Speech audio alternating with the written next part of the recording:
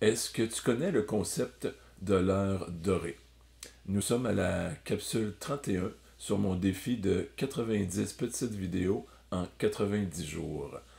Je t'offre, si tu veux, en lien en haut ou en bas, un outil tout à fait gratuit que j'ai créé qui s'appelle le GPS financier. Profites-en.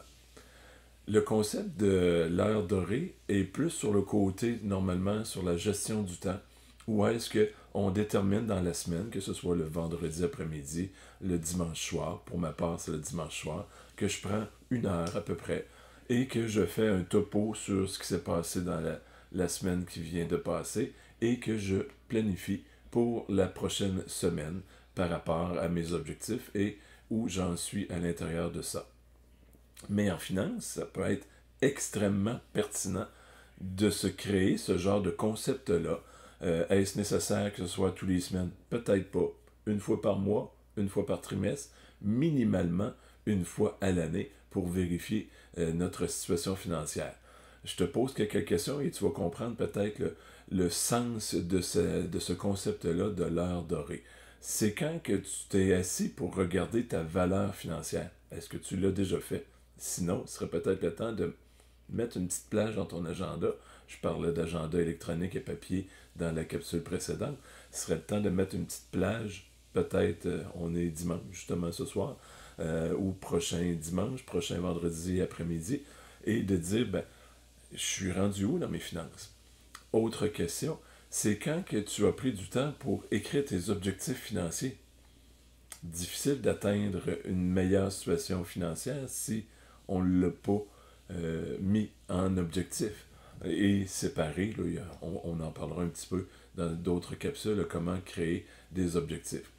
Autre question, c'est quand que tu as mis en place des automations dans tes finances, des prélèvements automatiques, des choses comme ça, de l'assurance et tout ça. L'assurance, souvent les prélèvements se font automatiquement, mais pour améliorer ta propre situation, est-ce que tu as mis des automatismes euh, qui t'aident à te discipliner? Donc, je te lance cette idée-là.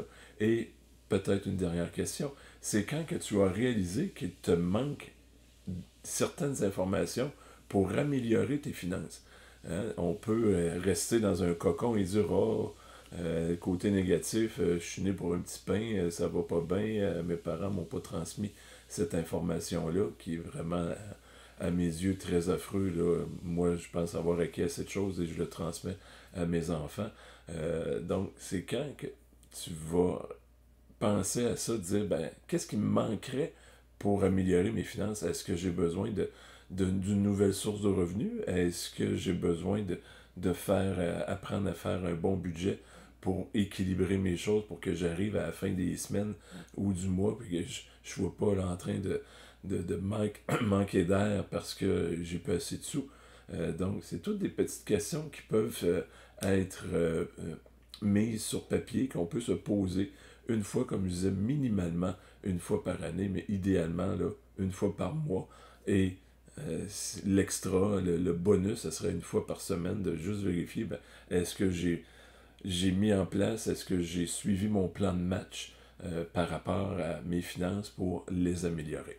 J'espère que tu as trouvé de la valeur. Si c'est le cas, j'aimerais que tu partages pour tes amis, tes connaissances, qui puissent eux aussi se poser ces petites questions-là pour améliorer leurs finances personnelles. Sur ce, bien, je te souhaite une sucrée de belle journée.